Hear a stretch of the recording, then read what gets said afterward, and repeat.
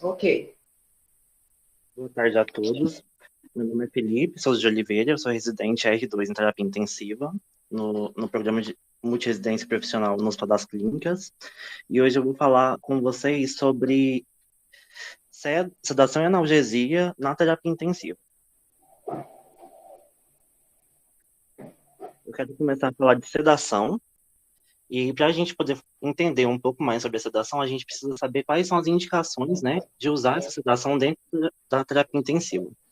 Então, a sedação ela vai auxiliar na redução da resistência à ventilação mecânica, na diminuição do consumo de oxigênio pelo paciente, no tratamento de distúrbios psiquiátricos ou abstinência de drogas de abuso, na restauração da temperatura corporal, na redução do metabolismo basal e, em casos de traumatismo crânioencefálico, a sedação ela pode favorecer uma indução do coma, né, reduzindo a demanda metabólica cerebral. Em pacientes neurocríticos que tenham passado por algum AVE prévio, lesão traumática, ou mesmo PCR, estado epiléptico, ela provoca uma adequação da tolerância cerebral aos possíveis danos isquêmicos e a prevenção da hipertensão intracraniana. Entre os principais sedativos, a gente tem as classes dos benzodiazepínicos, que daí incluem-se o midazolam, o orazepam, o diazepam. Eles são indutores do sono e eles diminuem a ansiedade e o tônus muscular do paciente. Porém, essa classe ela tem como um efeito adverso, que a gente pode destacar importante, é a questão da depressão respiratória. E, além disso, as evidências têm mostrado que o uso de benzodiazepínicos como sedativos tem aumentado o desenvolvimento de delírio nos pacientes internados na UTI. Uma outra classe são os barbitúricos, né? Que a gente tem como exemplo o tiopental. Os barbitúricos, eles são utilizados somente em situações especiais, especialmente em pacientes neurocríticos, que podem desenvolver hipertensão intracraniana refratária e estado de mal epilético. Além disso, a gente tem os alfa-2 agonistas, que a gente pode citar a clonidina e o dexmedetomidine, né, o Precedex. Eles têm propriedades sedativas, hipnóticas e analgésicas e têm como benefício não produzir depressão respiratória no indivíduo. Porém, tem um principal efeito adverso, a bradicardia. É importante que a gente reconheça que a sedação profunda dos pacientes em terapia intensiva está altamente relacionada a um aumento do tempo de ventilação mecânica. Além disso, um aumento do tempo de internação do paciente na unidade de terapia intensiva e a internação hospitalar de toda forma.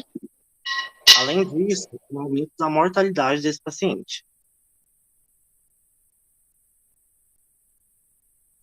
Bom, eu vou começar a falar um pouco dos principais sedativos que a gente pega e usa. Vou começar a falar do Propofol. O Propofol é uma droga que tem início de ação após a administração de aproximadamente 40 segundos, e a duração dele é de 5 a 10 minutos, isso quando feito em bolos, né? E os efeitos terapêuticos esperados são a sedação, a redução do fluxo sanguíneo cerebral, a redução do metabolismo cerebral, e ele tem um efeito antiemético também. Contudo, são efeitos indesejados, mas que podem ocorrer, né? Efeitos adversos. A hipotensão arterial, a redução da pressão de perfusão cerebral, depressão miocárdica, vasodilatação periférica e a síndrome do Propofol. A síndrome do Propofol ela é uma síndrome rara, que é caracterizada por um conjunto de sinais e sintomas, devido à infusão contínua de Propofol e em altas doses, por um longo período de tempo. Esses sintomas eles podem aparecer como a falência cardíaca, disritmias, acidose metabólica, rabdomiólise, e também ocorreu aumento de lipídios e insuficiência renal. A depressão ventilatória causada pelo Propofol é importante, e por isso a gente precisa, né, de ter uma atenção maior durante a infusão dessa medicação. Uma outra observação sobre o Propofol é que ele tem um efeito apenas sedativo, né, e não tem nenhuma ação analgésica, né? Uma outra droga é o midazolam. que tem o tempo de início de ação após a administração de 30 segundos a 1 minuto, e a duração do efeito de 15 a 80 minutos. Tem os efeitos terapêuticos esperados. A sedação funciona como um ansiolítico, anticonvulsionante, redução do metabolismo cerebral e a redução da pressão intracraniana. Porém, como efeitos desejados, ele pode apresentar um despertar mais demorado do paciente. O paciente pode vir a ter hipotensão arterial, depressão respiratória, alguns sinais como reação paradoxal, né, agitação psicomotora. Além disso, ele aumenta o risco de delírio. É importante a gente destacar que quando ele é administrado por infusão contínua, e o tempo de ação dele é muito maior, né? Então, ele pode chegar a perder até 48 horas após a retirada, a descontinuidade, né, da droga, de infusão da droga. E ele tem efeitos sedativos mais duradouros, né, prolongados, em pacientes que possuam insuficiência hepática, renal, pacientes obesos. Além disso, ele pode causar uma amnésia no paciente anterógrada, né? Que isso vai impedir que o paciente, a partir da infusão desse medicamento, ele seja capaz de obter ou codificar novas informações durante a internação na terapia intensiva, o que pode ser uma experiência traumática, né, para a maioria dos pacientes. Outra droga é o etomidato, tem um início de ação de 30 segundos após a infusão. A duração é bem rápida, de 3 a 10 minutos. Os efeitos terapêuticos são a estabilidade hemodinâmica, redução do metabolismo cerebral, redução da pressão intracraniana. Como efeitos indesejados, a gente tem as mioclonias, a supressão adrenocortical, que vai caracterizar uma diminuição da produção de cortisol, né? Além de náuseas, vômitos, tromboflebite, né? E pode acontecer de ser uma injeção dolorosa, né? Uma infusão dolorosa dessa medicação, né? Durante a administração. Além disso, a gente tem o tiopental, que ele tem um início de ação de 10 a 20 segundos após a administração, uma duração de efeito de 5 a 15 minutos quando feito em bolos. E os efeitos terapêuticos esperados são a ação anticonvulsionante, a redução da pressão intracraniana e a redução do metabolismo cerebral. O tiopental, ele é indicado principalmente em situações de crises convulsivas refratárias, casos de TCE com hipertensão intracraniana. E a infusão do tiopental, ela pode fazer com que seja necessário que a gente ofereça para o paciente algumas drogas vasopressoras, né, por conta da capacidade, da possibilidade de instabilidade hemodinâmica dessa medicação. É uma droga de segunda ou terceira escolha para sedação prolongada. E, além disso, uma das reações adversas é a liberação de histamina, né? Que vai aumentar a permeabilidade vascular e vai exercer um efeito vasodilatador no paciente. Além disso, a gente tem o Precedex, né? A dexmedetomidina, que tem um tempo de início de ação de até 6 minutos, uma duração de 2 horas. E os efeitos terapêuticos do Precedex é uma sedação sem provocar depressão respiratória. O Precedex também tem uma capacidade analgésica, né? Então, em muitos casos, além da capacidade de sedativa, a gente veio utilizar bastante como um analgésico, de fato. Ele tem uma ação analgésica de leve a moderada, né? E ele age no centro vasomotor medular, que aí vai ser capaz de diminuir tanto a frequência cardíaca quanto a pressão arterial. Os efeitos indesejados são hipo e hipertensão arterial, bradicardia, náuseas, vômitos e boca seca. A cetamina tem um início de menor que 30 segundos, né, e uma duração de efeito de 5 a 15 minutos. Os efeitos terapêuticos esperados para essa droga são a sedação, a elevação da pressão arterial, em quadros de hipovolemia, e a broncodilatação. A acetamina também ela vai diminuir o broncoespasmo e a resistência de vias aéreas em pacientes que são asmáticos, né? Então, ela pode ser usada nessas situações.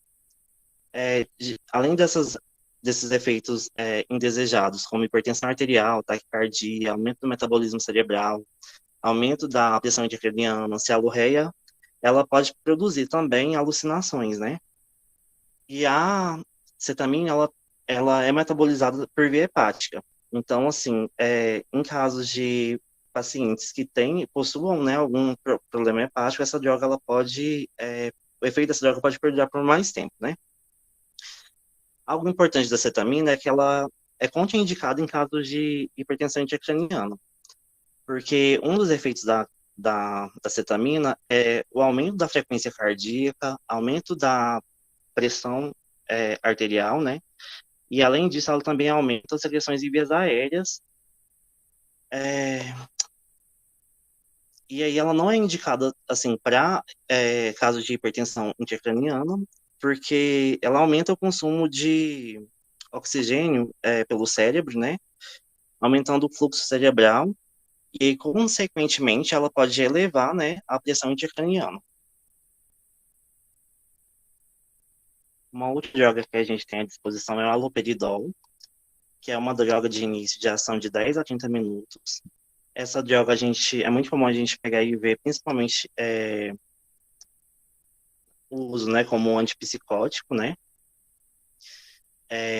Os efeitos terapêuticos são que ele funcione, né, como ansiolítico e como antipsicótico.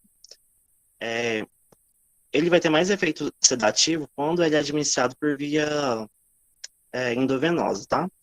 E são efeitos indesejados, a síndrome neuroléptica maligna, reações extrapiramidais, que são muito comuns, que o paciente ele pode vir apresentar, né, agitação psicomotora, movimentos dos membros involuntários, né, porque essa síndrome ela vai atuar diretamente no que diz respeito ao tônus muscular e à postura, né? Então pode ocorrer protusão da língua, espasmo, e geralmente ela é revertida com a administração de medicamentos antagonistas dopaminérgicos.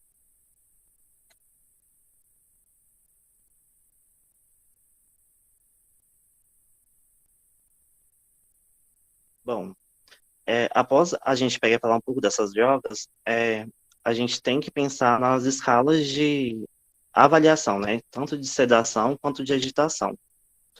E em pacientes em terapia intensiva, a gente tem uma escala que é comumente utilizada, é a escala de agitação e sedação de Richmond, a RAS, né? Essa escala, ela foi desenvolvida por um grupo americano multidisciplinar, formado por enfermeiros, farmacêuticos e médicos, no ano de 2002. E ela possui 10 pontos, né, que são distribuídos em quatro itens, né? Tanto para ansiedade, né, e agitação, que seria acima de um mais um, né, A mais 4. O zero seria quando o paciente está desperto e calmo. E o outro nível é a avaliação da sedação, né? Então, a gente tem de -1 a -5. Então, no caso, a classificação mais 4, né? O paciente com RAS mais 4. Então, ele vai ter um comportamento combativo, né, violento, e ele pode vir a apresentar um risco imediato para a equipe que está atendendo aquele paciente, né? O RAS -3, o paciente ele pode vir a puxar ou retirar tubos e catéteres, né, alguns dos dispositivos, e apresenta agressividade também. O paciente é classificado como RAS -2 quando ele tem movimentos não intencionais frequentes ou alguma sincronia com o ventilador, né?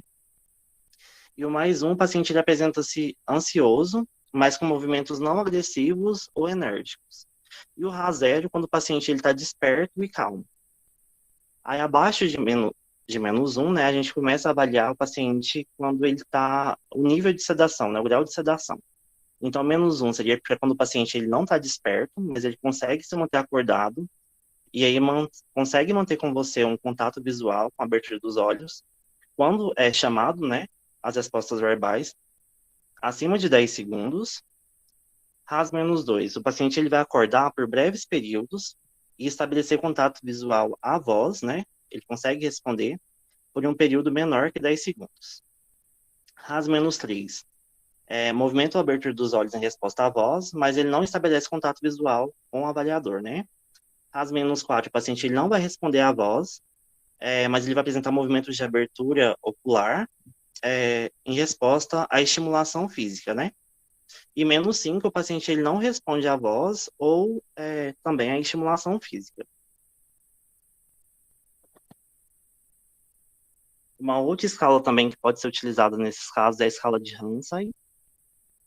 A escala de Ramsay, ela vai classificar o paciente nos graus de 1 a 6, sendo 1, o paciente que se apresenta agitado e inquieto. 2, o paciente se apresenta cooperativo e orientado. 3, o paciente ele responde apenas aos comandos que o avaliador solicita, né? 4, esse paciente ele vai ter uma resposta rápida a um leve estímulo glabelar ou estímulo auditivo alto. Ramsay é 5, resposta lenta a leve estímulo glabelar ou estímulo auditivo alto. E 6, ele não responde a leve estímulo glabelar ou estímulo auditivo alto. Então, assim, basicamente ela vai classificar valores de 1 a 6, né? Que elas vão ser atribuídos a partir da sua observação do paciente. Essa escala de Ramsay, alguns autores eles sugerem que talvez ela não seja melhor para poder avaliar quando o paciente está totalmente sedado, porque, assim, diferentemente da escala de Haas, a gente não consegue avaliar de fato o grau de sedação do paciente, né, assim, com precisão. Mas nem por isso, né, ela não deixa de ser uma opção de escolha. Uma outra escala de agitação e sedação é a escala de agitação e sedação de Ricker, na qual os pacientes eles vão receber pontuações de 1 a 7. Essa escala ela foi testada e desenvolvida os autores dizem que ela é a primeira escala testada e desenvolvida para terapia intensiva. Essa escala ela vai identificar 7 níveis de sedação e agitação, né, que vão variar desde 7, agitação perigosa, né, em que o paciente tenta remover os monitores e dispositivos ou sair do leito, né, sacode, chuta a equipe, até um que ele não desperta, né, incomunicativo. As duas principais escalas assim, mais utilizadas, pelo menos nos estudos, são a escala de Haas e essa escala de Ricker. E aqui a gente pode ver que, assim, pelo menos os níveis de sedação, ele classifica de 1 a 3, né? Então, assim, a gente ainda consegue, sim, ter uma melhor classificação do estado de sedação desse paciente quando comparado a Ramsay. Agora eu quero falar um pouquinho sobre dor e analgesia. Para isso, a gente tem que entender o conceito de dor, né? Então, o conceito de dor é uma experiência sensorial e emocional desagradável associada ao dano real ou potencial ao tecido. E aí a analgesia vem, então, como um bloqueio, né, ou uma erradicação total da sensação de dor ou estímulos nocivos por esse paciente. E aí, para isso, a gente, na terapia intensiva, a gente usa principalmente os opioides, né, que é a morfina, o fentanil, o remifentanil, o tramadol. E algo interessante é que um estudo realizado em 2017 por Kotfis e colaboradores descobriu que no hospital estudado, né, 75% dos pacientes internados em terapia intensiva, eles reportaram, durante a sua internação, pelo menos um episódio de dor severa. 30% deles relataram dor em repouso e 50% deles relataram dor, né, durante os procedimentos de enfermagem. Sabe, para a gente poder, assim, se atentar mais um pouco à nossa prática, né, refletir um pouco sobre isso.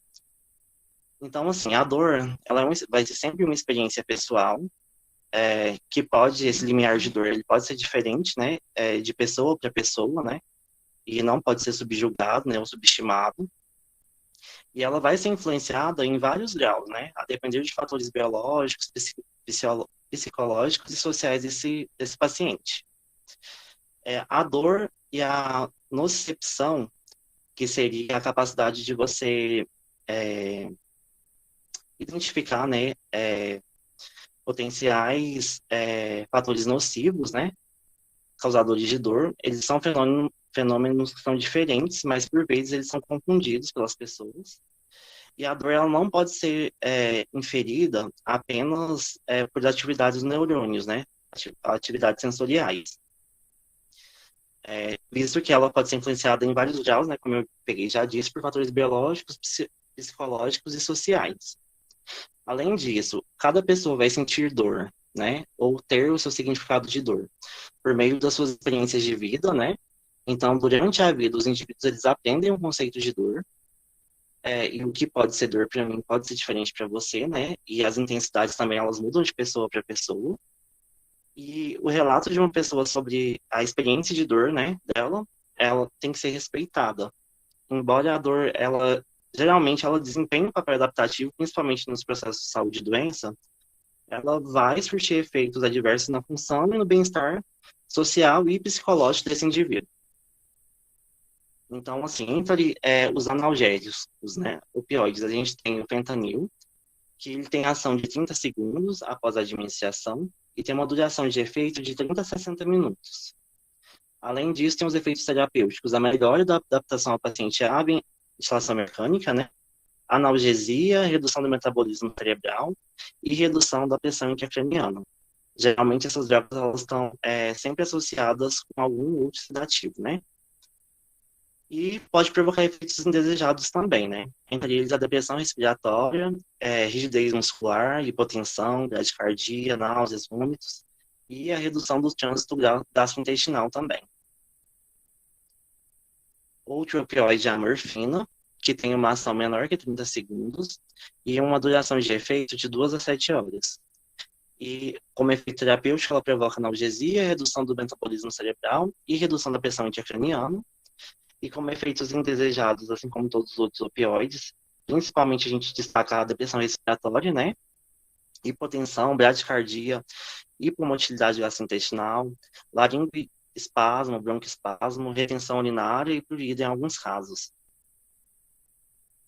O remifentanil, também é um opioide, tem uma início de ação a partir de 30 segundos e uma duração de efeito de 5 a 10 minutos. Entre os efeitos terapêuticos que a gente espera dessa droga são a analgesia, a redução do metabolismo cerebral e a redução da pressão intracraniana. E como efeitos indesejados, a depressão respiratória, rigidez muscular, bradicardia, náusea, vômito e hiperalgia na suspensão. É um efeito que pode acontecer quando é descontinuada, né, a infusão dessa medicação. O tramadol tem uma início de ação de 20 a 30 minutos e uma duração de efeito de 3 a 7 horas, e a principal função e efeito terapêutico provocado por essa droga é a analgesia. Efeitos indesejados, entre os efeitos indesejados, né, tem a redução do limiar convulsivo. Os pacientes podem vir apresentar taquicardia transitória quando essa medicação ela é injetada rapidamente, né, além de náuseas e vômitos. Uma outra medicação é a metadona, que tem um início de ação de 30 a 60 minutos, uma duração de efeito de 22 a 48 horas após a administração, e entre os efeitos terapêuticos estão a analgesia. Os efeitos indesejados são a hipotensão, bradicardia, depressão respiratória e obstipação intestinal. Mais recentemente, houve uma mudança na nossa sistemática, lá na UTI, e como vocês podem ver, lá no finalzinho na última página, antes da evolução do enfermeiro, a gente tem uma escala de avaliação da dor, né? Essa escala de avaliação da dor é a escala visual analógica, né? E ela consiste na aferição da intensidade da dor no paciente, né? A partir de autorrelato, né? Então, o profissional ele vai questionar o paciente sobre o grau de dor que ele está sentindo naquele momento, e aí vai avaliar no score de 0 a 10, né? Ele vai dar a pontuação, sendo 0, né, ausência de dor, e 10 é a pior dor possível, né? Um ponto negativo dessa escala é que durante a nossa aplicação a gente pode haver uma indução de resposta do paciente, né, pelo profissional de saúde, porque por vezes a gente pode induzir, né, a resposta e talvez não precisar com exatidão qual é o limiar de dor desse paciente. Além disso, como limitação, essa escala não a possibilidade de ser aplicada em pacientes que estão sedados, né, ou com algum grau de rebaixamento do nível de consciência, né. Para isso, a gente tem outras escalas que são mais apropriadas, né, para pacientes nessas condições, né, ou pacientes que tenham algum grau de depressão do nível de consciência, ou estão entubados. Entre eles, a gente tem a escala comportamental da dor. É uma escala americana e ela vai avaliar indicadores como expressão facial, os movimentos dos membros superiores do paciente e a adaptação desse paciente ao ventilador, né, a ventilação mecânica. Aqui no Brasil, ela pegou e foi validada em 2014 por Moretti e colaboradores, uma enfermeira pesquisadora do Centro de Eduardo Einstein, em São Paulo. E essa escala, ela vai pontuar, né? Fazendo a parte da avaliação, né? A menor pontuação é 3, né? E a maior seria 12 pontos. Quando você aplica a escala, e aí a pontuação ela é maior que 3, ela sugere que esse paciente esteja sentindo dor. E quando a gente pega e faz a avaliação e essa pontuação ela apresenta mais que 5 pontos, é necessário que a gente pegue e faça intervenções, né? Porque essas pontuações são consideradas inadequadas, né? Porque o paciente com certeza está sentindo uma dor e aí a gente pode tentar com métodos farmacológicos, né? Ou fatores ambientais também, né? Além disso, uma última ferramenta é a ferramenta de observação da dor em cuidados intensivos, que ela vai avaliar 4 componentes diferentes, que são a expressão facial, movimentos corporais, tensão muscular, a adaptação ao paciente ao ventilador, né? Ou para pacientes estubados, a vocalização desse paciente, né? Então, a inspeção facial, esse paciente ele pode apresentar a expressão facial relaxada, tensa, careta, os movimentos corporais. Ele pode apresentar inquietação, movimento de proteção, ausência de movimentos, a tensão muscular, se a musculatura desse paciente está relaxada, apresenta alguma tensão ou rigidez, né? Ou se ele está muito intenso e com uma musculatura muito rígida, né? E aí a adaptação ao ventilador, caso esse paciente esteja em ventilação mecânica, né? Então, esse paciente ele tolera o ventilador, os movimentos, aí zero, né? Ou então, se ele está estubado, se ele fala em um tom normal ou não emite sons. Na ventilação, ele tem tosse, mas ele está tolerando o ventilador. Ou, quando estubado, se ele suspira ou geme, né? Além disso, o que é avaliado também seria se esse paciente está bem acoplado, né, à ventilação mecânica, e se estubado, se ele apresenta choro, né? É, ela, essas duas últimas ferramentas, né, tanto a BPS, né, quanto a SPOT, elas são duas escalas, assim, que elas são mais adequadas para pacientes em terapia intensiva, principalmente aqueles pacientes que estão em ventilação mecânica, que não conseguem se comunicar com a equipe, né, ou então aqueles que estão à base de sedação, né, ou que a doença de base ainda não permita que esse paciente ele contate a equipe, né, ou, ou faça com que a equipe não consiga, seja capaz de observar, né, e fazer a avaliação da dor sem aplicar essas duas ferramentas validadas, né. Essas foram as referências utilizadas para poder fazer a apresentação. Muito obrigado.